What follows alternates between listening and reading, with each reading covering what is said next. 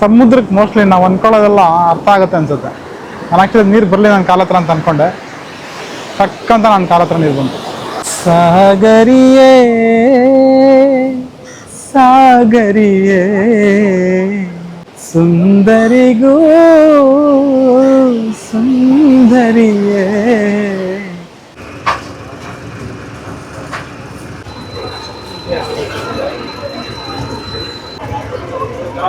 Thank you. ಯಾರ ಗ್ಲಾಸೇ ಬೀಳಿಸ್ಬಿಟ್ರು, ಹೊಡೆದೇ ಹೋಯ್ತು. ಗೈಸ್ ಇಲ್ಲಿ ನೋಡಿ ಬ್ರಿಡ್ಜಿನ ಪರಿಸ್ಥಿತಿ ಏನಾಗಿದೆ ಅಂತ. ಬ್ರಿಡ್ಜ್ ಕುಸಿದೋಗಿದೆ. ಈ ಪಿಲ್ಲರ್ಗಳೆಲ್ಲ ಇವತ್ತು ಬೀಳ್ತಾವ ನಾಳೆ ಬೀಳ್ತಾವ ಗೊತ್ತಿಲ್ಲ, ಆ ಥರ ಸಿಚುವೇಶನ್ ಇದ್ದಾವೆ. ಇವಾಗ ತಾನೇ ಜಸ್ಟ್ ಡಿನ್ನರ್ ಮುಗಿಸಿ ಬಸ್ ಹತ್ತಿದ್ದೀನಿ. ಬಸ್ ಇವಾಗ ಪಾಂಡಿಚೇರಿ ಕಡೆ ಹೋಗ್ತಾ ಇದೆ.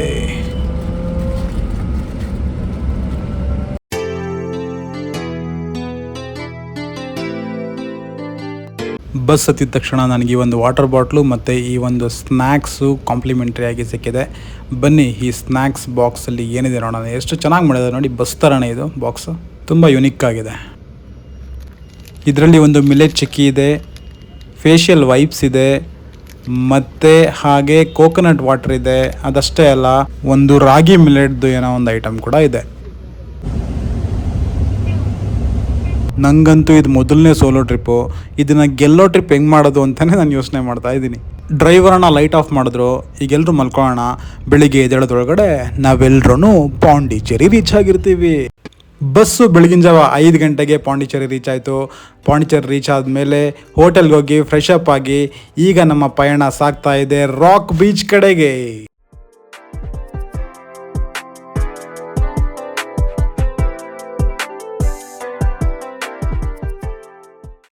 ರಾಕ್ ಬೀಚ್ ರೀಚ್ ಆದೆ. ರಾಕ್ ಬೀಚ್ ರೀಚ್ ಆಗಿದ ತಕ್ಷಣ ಒಂದೊಳ್ಳೆ ಬ್ಯೂಟಿಫುಲ್ ವ್ಯೂ ಇತ್ತು.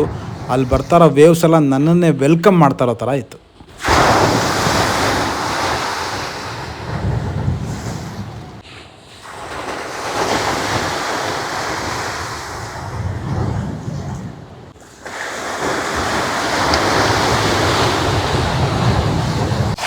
ಎಲ್ರಿಗೂ ನಮಸ್ಕಾರ. ಇನ್ನೊಂದು ಅನ್ಪ್ಲಾನ್ ಟ್ರಿಪ್ಗೆ ಎಲ್ರಿಗೂ ಸ್ವಾಗತ.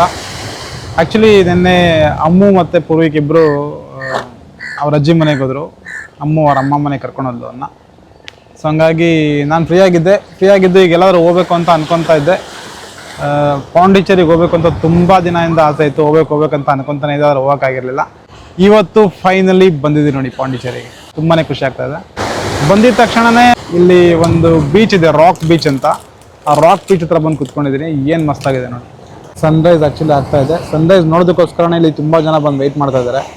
ಸ್ವಲ್ಪ ಕ್ಲೌಡಿ ಇರೋದ್ರಿಂದ ಸನ್ ಅಷ್ಟೊಂದು ಕಾಣಿಸ್ತಾ ಇಲ್ಲ. ಇಷ್ಟೊತ್ತಿಗೆ ಆಲ್ರೆಡಿ ಸನ್ ವಿಸಿಬಲ್ ಇರಬೇಕಿತ್ತು, ಅಷ್ಟೊಂದು ಕಾಣಿಸ್ತಾ ಇಲ್ಲ. ಸೊ ನೋಡೋಣ ಎಷ್ಟೊತ್ತಿಗೆ ಸನ್ ಕಾಣಿಸುತ್ತೆ ಅಂತ. ಏನೇ ಆದರೂ ಬೀಚ್ ವೈಬ್ಸೇ. ಈ ವೇವ್ಸ್ ನೋಡೋದೇ ಒಂದು ಖುಷಿ ಗೈಸ್. ಐ ಡೋಂಟ್ ನೋ ಎಲ್ರಿಗೂ ಹಂಗೆ ಅನ್ಸುತ್ತಾ, ನನಗೆ ಮಾತ್ರ ಹಂಗೆ ಅನ್ಸುತ್ತಾ ಗೊತ್ತಿಲ್ಲ. ಬಟ್ ಈ ವೇವ್ಸ್ಗಳು ನೋಡೋದೇ ಒಂದು ಖುಷಿ. ತುಂಬ ಜನ ಜಾಗಿಂಗ್ ಮಾಡ್ತಾ ಇದ್ದಾರೆ ನೋಡಿ ಬೀಚ್ ಪಕ್ಕದಲ್ಲೇ. ಎಷ್ಟು ಬ್ಯೂಟಿಫುಲ್ ಆಗಿದೆ ಈ ಸರೌಂಡಿಂಗು. ಈ ಟ್ರೀಸ್ ಎಲ್ಲ ಎಷ್ಟು ಮಸ್ತಾಗಿ ಕಾಣಿಸ್ತಾ ಇದೆ. ಇವರೆಲ್ಲ ಮೋಸ್ಟ್ಲಿ ಲೋಕಲ್ ಲೈಟ್ಸ್ ಅನಿಸುತ್ತೆ. ಬೆಳಗ್ಗೆ ಹೋಗಿ ಜಾಗಿಂಗ್ ಮಾಡ್ತಾರೆ. ಪುಣ್ಯವಂತರು ನಿಜವಾಗ್ಲು. ಬನ್ನಿ ಇವತ್ತು ನಾವು ಬೀಚ್ ಪಕ್ಕ ವಾಕ್ ಮಾಡೋಣ. ಒಳ್ಳೆ ಮಸ್ತಾಗಿ ಅನ್ಸುತ್ತೆ ಗೈಸ್. ಏನಾದರೂ ಸಕ್ಕತ್ತಾಗಿದೆ. ತುಂಬ ಜನ ವಾಕ್ ಮಾಡ್ತಾ ಇದ್ದಾರೆ. ಅವ್ರ ಜೊತೆ ನಾನು ವಾಕ್ ಮಾಡ್ತಾ ಇದ್ದೀನಿ. ಇದು ಆ್ಯಕ್ಚುಲಿ ನಂದು ಫಸ್ಟು ಸೋಲೋ ಟ್ರಿಪ್ಪು. ಇದಕ್ಕೆ ಮುಂಚೆ ನಂದಿ ಹಿಲ್ಸ್ಗೆ ನಾವು ಒಂದ್ಸಲ ಹೋಗಿದ್ದೆ ಅಷ್ಟೇ. ಬಟ್ ಅಲ್ಲೇನು ರೆಕಾರ್ಡಿಂಗ್ಸ್ ಮಾಡಿರಲಿಲ್ಲ, ವ್ಲಾಗ್ ಏನು ಮಾಡಿರಲಿಲ್ಲ. ಸೊ ವ್ಲಾಗ್ ಮಾಡ್ತಾ ಇರೋವಂಥ ಫಸ್ಟ್ ಸೋಲೋ ಟ್ರಿಪ್ ಇದು. ಬನ್ನಿ ಇವತ್ತು ಎಷ್ಟಾಗುತ್ತೆ ಅಷ್ಟು ಕವರ್ ಮಾಡೋಣ. As I told, it's un unplan trip. ಏನು ಪ್ಲಾನ್ ಮಾಡಿಲ್ಲ, ಬಂದಿದ್ದೀನಿ. ಇಲ್ಲಿ ಆ್ಯಕ್ಚುಲಿ ಇನ್ನೊಂದೇನೆಂದರೆ ಇದು ತಮಿಳ್ನಾಡು ಆಗಿರೋದ್ರಿಂದ ಯಾರಿಗೂ ಕನ್ನಡ ಬರೋಲ್ಲ. ಹಂಗಾಗಿ ಇವಾಗ ಇವ್ರ ಜೊತೆ ನಾನು ತಮಿಳ್ ಬರ್ದಿರ ಹೆಂಗೆ ಕಮ್ಯುನಿಕೇಟ್ ಮಾಡ್ತೀನಿ ಅನ್ನೋದೇ ಒಂದು ಚಾಲೆಂಜು. ಬಟ್ ಪರವಾಗಿಲ್ಲ ಬಿಡಿ, ಮಾಡ್ಬೋದು, ಏನು ತೊಂದರೆ ಇಲ್ಲ. ಸ್ವಲ್ಪ ಕೆಲವ್ರಿಗೆಲ್ಲ ಇಂಗ್ಲೀಷ್ ಬರುತ್ತೆ ನೋಡಿ, ನೆಮ್ಮದಿಯಾಗೇ ಇರಲ್ಲ ಈ ನಾಯಿಗಳು ಮಾತ್ರ. ಎಷ್ಟು ಒಳ್ಳೆ ಬೀಚ್ ಇದೆ. ಬೀಚ್ ಹತ್ರ ಆರಾಮಾಗಿ ಆಟ ಆಡಿಕೊಂಡು ತಂಪಾಗಿರೋದು ಬಿಟ್ಬಿಟ್ಟು ಜಗಳ ಆಡೋಕೆ ಹೋಗ್ತದೆ. ನಾನು ಹೇಳ್ದಂಗೆ ಅಮ್ಮು ಅವ್ರ ಅಮ್ಮ ಮನೆಗೆ ಹೋಗಿದ್ದು. ಸರಿ, ನನಗೂ ಮನೇಲಿ ಬೋರ್ ಆಗ್ತಾಯಿತ್ತು. ಮನೇಲಿ ಕೂತ್ಕೊಂಡು ಏನು ಮಾಡೋದು ಅಂದ್ಬಿಟ್ಟು ಪಾಂಡಿಚೇರಿಗೆ ಹೋಗ್ಬೇಕು ಅಂತ ತುಂಬ ದಿನದಿಂದ ಅನ್ಕೊತಾ ಇದ್ದೆ. ಬಟ್ ಹೋಗೋಕ್ಕಾಗಿರಲಿಲ್ಲ. ತುಂಬ ದಿನದಿಂದ ಅನ್ಕೊತಾ ಇದ್ದೆ. ಅಮ್ಮಗೆ ಹೇಳ್ತಾನೆ ಇರ್ತದೆ, ನೀನು ಯಾವಾಗ ನಿಮ್ಮ ಅಮ್ಮ ಮನೆ ಹೋಗ್ತೀನಿ ಅವಾಗಲೇ ಪಾಂಡಿಚೇರಿ ಹೋಗ್ತೀನಿ ಅಂತ ಸುಮ್ಮನೆ ಹೇಳ್ತಾ ಇದ್ದೆ. ಬಟ್ ಫೈನಲಿ ಅದೇ ಹೇಳೋದು, ನಾವು ಸುಮ್ಮನೆ ಹೇಳಿದ್ರು ಅದು ನಿಜ ಆಗುತ್ತೆ ಅಂತಾರಲ್ಲ, ಅದು ಇದೆ ನೋಡಿ ಸಾಕ್ಷಿ. ಅವಳಿಗೆ ಹೇಳ್ತಾ ಇದ್ದೆ ನಾನು ಪಾಂಡಿಚೇರಿ ಹೋಗ್ತೀನಿ ಕಣೆ ಅಂತ. ಅವಳು ನಿನ್ನೆನೂ ಹೇಳಿದ್ಲು, ನಿನ್ನೆ ನಮ್ಮಮ್ಮ ಮನೆಗೆ ಹೋಗ್ತೀನಿ ಅಂದಾಗ, ಹೌದಾ ಸರಿ ಹೋಗು ನಾನು ಪಾಂಡಿಚೇರಿ ಹೋಗ್ತೀನಿ ಅಂದೆ. ಹಂಗಂದಾಗ ಅವಳು ಡೌಟು, ನಾನು ಹೋಗಲ್ಲ ಅದು, ಯಾಕಂದರೆ ಮೊದಲು ಸುಮಾರು ಸತಿ ನಾನು ಹೋಗ್ತೀನಿ ಅಂತ ಹೋಗಿರಲಿಲ್ಲ. ಸೊ ಈ ಸಲ ನಾನು ಹೋಗಿಲ್ಲ ಅಂತಲೇ ಅಂದ್ಕೊಂಡಿದ್ದಾಳೆ ಅವಳಿಗೆ ಗೊತ್ತಿಲ್ಲ ನಾನು ಬಂದಿರೋದು. ಬಟ್ ಫೈನಲಿ ನಾನು ಅಂದ್ಕೊಂಡಿದ್ದು ನಿಜ ಆಯಿತು, ಪಾಂಡಿಚೇರಿಲಿ ಇದ್ದೀನಿ ಇವತ್ತು. ಸೊ ಏನು ಪ್ಲಾನ್ ಮಾಡಿಲ್ಲ, ಡೈರೆಕ್ಟಾಗಿ 7 o'clock ಅನಿಸುತ್ತೆ, 7 PM, ನಿನ್ನೆ 7 PM ಸುಮ್ಮನೆ ಹೋಗೋಣ ಅಂತ ಅನಿಸಿ ಟಿಕೆಟ್ ಬುಕ್ ಮಾಡಿದೆ. ಟಿಕೆಟ್ ಬುಕ್ ಮಾಡಿ ನಾನು ಬಂದೆ. ಇಲ್ಲಿ ಹೋಟೆಲ್ ಬುಕ್ಕಿಂಗ್ಸ್ ಏನೂ ಮಾಡಿಲ್ಲ, ಇವಾಗ ಎಕ್ಸ್ಪ್ಲೋರ್ ಮಾಡ್ಬೇಕು ಇಲ್ಲಿ ಏನಿದೆ, ಹೋಟೆಲ್ ಬುಕ್ಕಿಂಗ್ ಏನಿದೆ, ಹೋಟೆಲ್ಸ್ ಎಲ್ಲ ಎಲ್ಲಿದೆ ಹೆಂಗೆ ಅಂದ್ಬಿಟ್ಟು ಇಲ್ಲಿ ಈಗ ಎಕ್ಸ್ಪ್ಲೋರ್ ಮಾಡಬೇಕು. ಮತ್ತು ಪ್ಲೇಸಸ್ಸನ್ನು ಏನೂ ಪ್ಲಾನ್ ಮಾಡಿಲ್ಲ, ಯಾವ ಪ್ಲೇಸ್ನ ಕವರ್ ಮಾಡಬೇಕು ಅಂತ ನೋಡಬೇಕು. ಒಂದು 5-6 ಪ್ಲೇಸ್ ಇದೆಯಂತೆ ತುಂಬ ಚೆನ್ನಾಗಿರೋವಂಥದ್ದು ಇಲ್ಲಿ, ನಾನು ಗೂಗಲ್ ಮಾಡಿ ಚೆಕ್ ಮಾಡೋದ ಪ್ರಕಾರ. ನೋಡೋಣ, ಆದಷ್ಟು ಎಷ್ಟಾಗುತ್ತೋ ಅಷ್ಟು ಕವರ್ ಮಾಡೋಣ. ಇವತ್ತು ನಾಳೆ ಎಳಿಸೋ ಟೈಮ್ ಇದೆ, ಇವತ್ತು ಫುಲ್ ಡೇ ಪ್ಲಸ್ ನಾಳೆ ಫುಲ್ ಡೇ.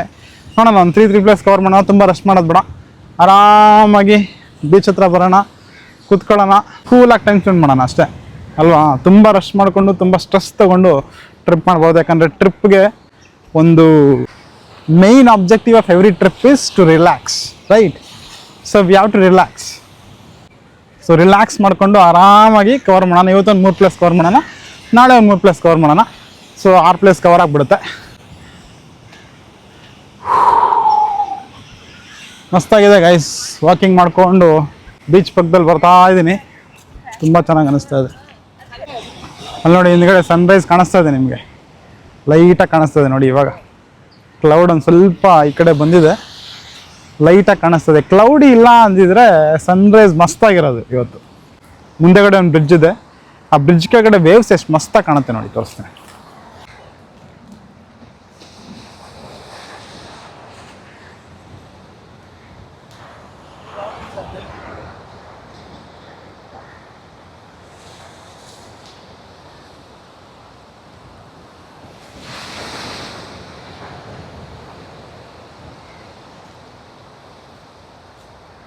ಸೊ 12 ಗಂಟೆಗೆ ಹೋಟೆಲ್ ಚೆಕ್-ಇನ್ಸ್ ಆಗುತ್ತೆ ಯೂಶಲಿ ಇಲ್ಲಿ. ಸೊ 12 ಗಂಟೆವರೆಗೂ ನಮಗೇನು ಪ್ಲಾನ್ ಇಲ್ಲ. ಹೋಟೆಲ್ ಚೆಕ್-ಇನ್ ಮಾಡ್ಬಿಟ್ಟು ನೆಕ್ಸ್ಟ್ ಬೇರೆ ಏನು ಪ್ಲೇಸಸ್ ವಿಸಿಟ್ ಮಾಡಬೇಕು ಅಂತ ನೋಡೋಣ. ಅಲ್ಲಿವರೆಗೂ ಈ ರಾಕ್ ಬೀಚಲ್ಲೇ ಇರೋಣ ಅಂತ ಅಂದ್ಕೊಂಡಿದ್ದೀನಿ. ನೋಡಿ ಹಿಂಗಿದೆ ಸರೌಂಡಿಂಗ್ ಅಂತ ತೋರಿಸ್ತೀನಿ.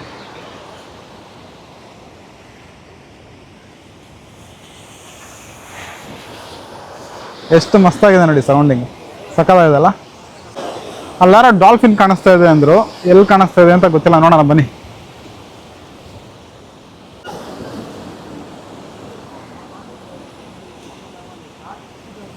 ನೋಡಿ ನೆಮ್ಮದಿಯಾಗಿ ಮಲಗಿಬಿಟ್ಟಿದ್ದಾರೆ. ವೇವ್ ಸೌಂಡ್ಗೆ ಒಳ್ಳೆ ನಿದ್ದೆ ಬರುತ್ತೆ. ಮೆಡಿಟೇಷನ್ ಮಾಡೋಕ್ಕೂ ಒಳ್ಳೆ ಪ್ಲೇಸ್ ಗೈಸ್ ಆ್ಯಕ್ಚುಲಿ.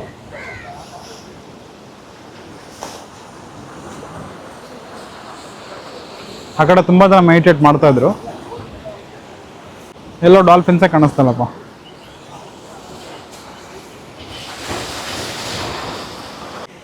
ನೀವು ಮೋಸ್ಟ್ಲಿ ವೇವ್ ಸೌಂಡ್ ಅಷ್ಟೊಂದು ಕೇಳಿಸ್ತಲ್ಲ ಅಂತ ಅನ್ಕೊಂಡಿದ್ದೀನಿ, ಯಾಕಂದರೆ ನಾನು ನಾಯ್ಸ್ ಕ್ಯಾನ್ಸಲೇಷನ್ ಆನ್ ಮಾಡಿರೋದ್ರಿಂದ ನಿಮಗೆ ಕಡಿಮೆ ಕೇಳಿಸ್ತದೆ ಅನ್ಸುತ್ತೆ wave sound. Noise cancellation of ಮಾಡ್ತೀನಿ ನೋಡಿ ಎಷ್ಟು ಸಗದ ಕೇಳಿಸುತ್ತೆ ಅಂತ. ನಾಯ್ಸ್ ಕ್ಯಾನ್ಸಲೇಷನ್ ಇವಾಗ ಆಫ್ ಮಾಡಿದ್ದೀನಿ ನೋಡಿ, ಎಷ್ಟು ಸೂದಿಂಗ್ ಆಗಿ ಕೇಳಿಸ್ತಾ ಇದೆ ವೇವ್ ಸೌಂಡ್.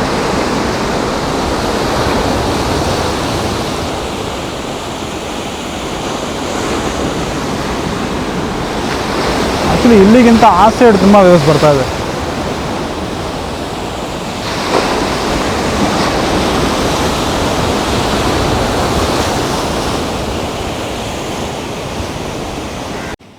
ನೆನ್ನೆ ಬಸ್ಸಲ್ಲಿ ಸ್ನ್ಯಾಕ್ಸ್ ಕೊಡಿರಲ್ಲ, ಅದು ಇವಾಗ ತಿಂತಾ ಇದ್ದೀನಿ ನೋಡಿ.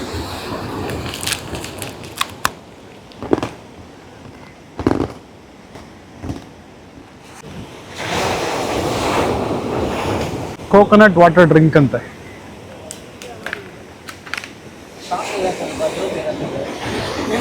ರಿಯಲ್ ಟೆಂಡರ್ ಕೋಕೋನಟ್ ಬ್ಯಾಂಗ್ಳೂರೆಲ್ಲ ತೊಗೋಬೇಕಂದ್ರೆ 60-70 rupees ಇದೆ. ಇದು 10 rupees ಅಂತೆ ಟೆಂಡರ್ ಕೋಕೋನಟ್ ಅಂತೆ. ಸ್ವಲ್ಪ ಫ್ಲೇವರ್ ಇದೆ, ಪ್ಯೂರ್ ಅಲ್ಲ ಅಂತ ಅನ್ಕೊಂತೀನಿ. ಎಷ್ಟು ಗಲೀಜ್ ಮಾಡಿಟ್ಟಿದೆ ನೋಡಿ, ತೊಗೊಂಬರೋದು ತಿನ್ಬಿಡೋದು ಎಲ್ಲ ವೇಸ್ಟ್ ಎಲ್ಲ ಇಲ್ಲಿ ಬಿಸಾಕ್ಬಿಟ್ಟು ಹೋಗೋದು. ಬೀಚ್ನ ಎಷ್ಟು ಗಲೀಜ್ ಮಾಡ್ಬೋದು ಅಷ್ಟು ಗಲೀಜ್ ಮಾಡಿಡ್ತಾರೆ ಜನ. ಯಾರಿಗೂ ಸೋಷಿಯಲ್ ರೆಸ್ಪಾನ್ಸಿಬಿಲಿಟಿ ಅನ್ನೋದಿಲ್ಲ. ನೋಡಿ, ನಾನು ತಿಂದಿದ್ದೆಲ್ಲ ಪೇಪರ್ ಇಲ್ಲಿದೆ. ಇವತ್ತು ಇದನ್ನು ಡಸ್ಟ್ಬಿನ್ ಹುಡ್ಕೊಂಡೋಗಿ ಡಸ್ಟ್ಬಿನಲ್ಲಿ ಹಾಕ್ತೀನಿ. ಇದನ್ನು ನಾನು ಇಲ್ಲಿ ಬಿಸಾಕಲ್ಲ ಇರ್ತಾರ. ನೋಡಿ, ಹಿಂದ್ಗಡೆ ಒಂದು ಪ್ರೀ ವೆಡ್ಡಿಂಗ್ ಶೂಟ್ ನಡೀತಾ ಇದೆ. ನೋಡಿ, ಸೂರ್ಯ ಇವಾಗ ಕಾಣಿಸ್ತಾ ಇದೆ. ಆ್ಯಕ್ಚುಲಿ ಸನ್ರೈಸ್ ನೋಡೋಣ ಅಂತ ಬಂದರೆ ಕ್ಲೌಡ್ ಇರೋದ್ರಿಂದ ಸನ್ರೈಸೇ ಕಾಣಿಸಿಲ್ಲ. ಇವಾಗ ಸೂರ್ಯ ಕಾಣಿಸ್ತಾ ಇದೆ. ಗೈಸ್, ಇಲ್ಲಿ ನೋಡಿ ಬ್ರಿಡ್ಜಿನ ಪರಿಸ್ಥಿತಿ ಏನಾಗಿದೆ ಅಂತ. ಬ್ರಿಡ್ಜ್ ಕುಸಿದೋಗಿದೆ. ಈ ಪಿಲ್ಲರ್ಗಳೆಲ್ಲ ಇವತ್ತು ಬೀಳ್ತಾವ ನಾಳೆ ಬೀಳ್ತಾವ ಗೊತ್ತಿಲ್ಲ, ಆ ಥರ ಸಿಚುವೇಶನ್ ಇದ್ದಾವೆ. ಇಲ್ಲಿ ನೋಡಿದ್ರೆ ಅದೇ ಪಿಲ್ಲರ್ ಮೇಲೆ ಕುತ್ಕೊಂಡು ಫೋಟೋ ಶೂಟ್ ಮಾಡ್ತಾ ಇದ್ದಾರೆ. ತುಂಬ ಜನ ಈ ಬ್ರಿಡ್ಜ್ ಕೆಳಗಡೆನೆ ಕುತ್ಕೊಂಡಿದ್ದಾರೆ. ಆ ಬ್ರಿಡ್ಜ್ ಪಿಲ್ಲರ್ಗಳು ನೋಡಿ ಗೊತ್ತಾಗುತ್ತೆ ಏನಾಗಿದೆ ಅಂತ. ಈ ಒಂದು ಸಿಚುವೇಶನ್ ನಡೀತಾವೆ. ಯಾವಾಗ ಬೇಕಾದ್ರೂ ಬ್ರಿಡ್ಜ್ ಕೆಳಗಡೆ ಬೀಳ್ಬೋದು. ಆದರೂ ನಮ್ಮ ಜನಗಳ ಧೈರ್ಯ ಮೆಚ್ಚಬೇಕು ಬಿಡಿ.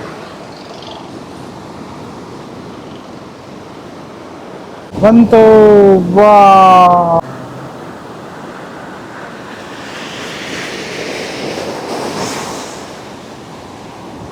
ಸಮುದ್ರಕ್ಕೆ ಮೋಸ್ಟ್ಲಿ ನಾವು ಅಂದ್ಕೊಳ್ಳೋದೆಲ್ಲ ಅರ್ಥ ಆಗುತ್ತೆ ಅನ್ಸುತ್ತೆ. ನಾನು ಆ್ಯಕ್ಚುಲಿ ನೀರು ಬರಲಿ ನನ್ನ ಕಾಲ ಹತ್ರ ಅಂತ ಅಂದ್ಕೊಂಡೆ.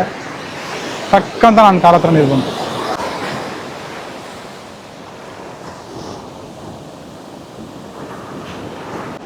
ಗೈಸ್, ನಿಮ್ಗೆಲ್ರಿಗೂ ಒಂದು ಕ್ವಶನ್ ಇದೆ. ಈ ವೇವ್ಸ್ ಈ ಥರ ಬರ್ತಾ ಇದೆಯಲ್ಲ, ಏನಕ್ಕೆ ಈ ನೀರು ಈ ಥರ ವೇವ್ಸ್ನ ಕ್ರಿಯೇಟ್ ಮಾಡ್ಕೊಂಡು ಈ ಥರ ಬರುತ್ತೆ? ಯಾಕೆ ಇದಕ್ಕೆ ಸುಮ್ಮನೆ ಇರೋಕ್ಕಾಗಲ್ಲ? ಯಾರಿಗಾದ್ರು ಗೊತ್ತಿದ್ರೆ ಕಮೆಂಟ್ ಮಾಡಿ. ಇದರ ಹಿಂದಿರುವ ರಹಸ್ಯ ಏನು? ಏನಕ್ಕೆ ಈ ಥರ ವೇವ್ಸ್ಗಳು ಬರ್ತಾ ಇರ್ತಾವೆ ಯಾವಾಗಲೂ? ಸಾಗರಿಯೇ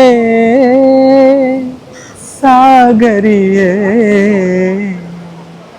ಸುಂದರಿಗೂ ಸುಂದರಿಯೇ. ನೋಡಿ, ಬೀಚ್ ಪಕ್ಕ ಎಲ್ಲರೂ ಎಕ್ಸರ್ಸೈಸ್ ಮಾಡ್ತಾ ಇದ್ದಾರೆ. ಬೀಚಿಂದ ಸ್ವಲ್ಪ ಮುಂದೆ ಬಂದರೆ ಈ ಥರ ಒಂದು ಬ್ಯೂಟಿಫುಲ್ ಸ್ಟ್ರೀಟ್ ಸಿಗುತ್ತೆ ನಿಮಗೆ. ಮತ್ತು ಇಲ್ಲಿ ತುಂಬಾ ಕಾಫಿ ಶಾಪ್ಸ್ ಇದೆ, ಕಾಫಿ ಕುಡಿಬೋದು. ರೆಸ್ಟೋರೆಂಟ್ಸು ಇದೆ. ಇನ್ ಕೇಸ್ ಬ್ರೇಕ್ಫಾಸ್ಟ್ ಮಾಡೋದಿದ್ರೆ ಬ್ರೇಕ್ಫಾಸ್ಟ್ ಮಾಡ್ಬೋದು. ಇಲ್ಲೇನೋ ಹೋಟೆಲ್ ಇದೆ, ಬನ್ನಿ ನೋಡೋಣ ಏನು ಸಿಗುತ್ತೆ ಅಂತ. ಗೈಸ್, ಮಸಾಲೆ ದೋಸೆ ಬಂತು ಬ್ರೇಕ್ಫಾಸ್ಟ್ಗೆ. ಚೆನ್ನಾಗಿದೆ. ನಾನು ಹೇಳ್ದಂಗೆ ಬೀಚ್ ಸರೌಂಡಿಂಗಲ್ಲಿ, ಬೀಚ್ ಹತ್ತಿರದಲ್ಲೇ ಸುಮಾರು ಹೋಟೆಲ್ಸ್ ಇದೆ. ಇನ್ ಕೇಸ್ ಯಾರಾದರೂ ಅರ್ಲಿ ಮಾರ್ನಿಂಗ್ ಪಾಂಡಿಚೇರಿ ರೀಚ್ ಆಗಿದ್ರೆ ಫಸ್ಟ್ ಬಂದು ರಾಕ್ ಬೀಚ್ ವಿಸಿಟ್ ಮಾಡಿ ಸನ್ರೈಸ್ ನೋಡಿ ಸ್ವಲ್ಪ ಹೊತ್ತು ಆರಾಮಾಗಿ ಟೈಮ್ ಸ್ಪೆಂಡ್ ಮಾಡಿ ಈ ಸರೌಂಡಿಂಗ್ ಹೋಟೆಲ್ಸಲ್ಲಿ ಬ್ರೇಕ್ಫಾಸ್ಟ್ ಮಾಡಿ. ಯಾಕಂದ್ರೆ ಯೂಶಲಿ ಹೋಟೆಲ್ ಚೆಕ್-ಇನ್ಸ್ ಎಲ್ಲ 12 o'clock ಇರುತ್ತೆ. ಸೊ ನಿಮಗೆ ಎನಫ್ ಟೈಮ್ ಇರುತ್ತೆ. ಆರಾಮಾಗಿ ಬೀಚ್ ಹತ್ರ ತಿರುಗಾಡ್ಕೊಂಡು ಬೆಳಗ್ಗೆ ಸೂಪರಾಗಿರುತ್ತೆ ಬೀಚ್ ಹತ್ರ. ಆ ವೆದರು, ಸರೌಂಡಿಂಗ್ ಎನ್ವಿರಾನ್ಮೆಂಟು ತುಂಬ ಚಿಲ್ಲಾಗಿ, ತುಂಬ ಸಖತ್ತಾಗಿರುತ್ತೆ. ಆರಾಮಾಗಿ ಎಂಜಾಯ್ ಮಾಡಿ ಬಂದು ಸರೌಂಡಿಂಗ್ ಹೋಟೆಲಲ್ಲಿ ಬ್ರೇಕ್ಫಾಸ್ಟ್ ಮುಗಿಸಿ ಪೀಸ್ಫುಲ್ಲಾಗಿ ಹೋಗಿ ನಿಮ್ಮ ಹೋಟೆಲ್ಗೆ ಚೆಕ್ ಇನ್ ಮಾಡಿ ಅವತ್ತಿನ ಡೇದು ಏನು ಪ್ಲಾನ್ ಇದೆಯೋ ಆ ಪ್ಲಾನ್ನ ಎಕ್ಸಿಕ್ಯೂಟ್ ಮಾಡಿ. ನಾನೀಗ ಹೋಗಿ ಹುಡುಕಬೇಕು, ಬಿಕಾಸ್ ಅಕಾಮಿಡೇಷನ್ ನಾನೇನು ಬುಕ್ ಮಾಡಿಲ್ಲ. ಬನ್ನಿ, ಇಲ್ಲಿ ತುಂಬ ಕ್ರೌಡ್ ಇದೆ. ಕಾಫಿ ಹೆಂಗಿದೆ ಟೇಸ್ಟ್ ಮಾಡಿ.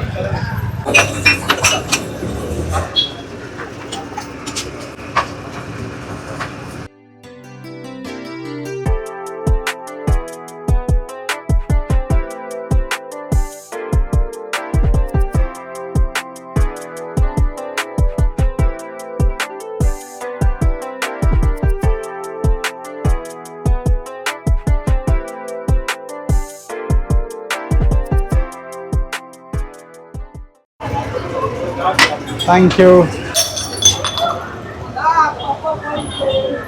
ಯಾರ ಗ್ಲಾಸೇ ಬಿಡಿಸ್ಬಿಟ್ರು, ಹೊಡೆದೇ ಹೋಯ್ತು.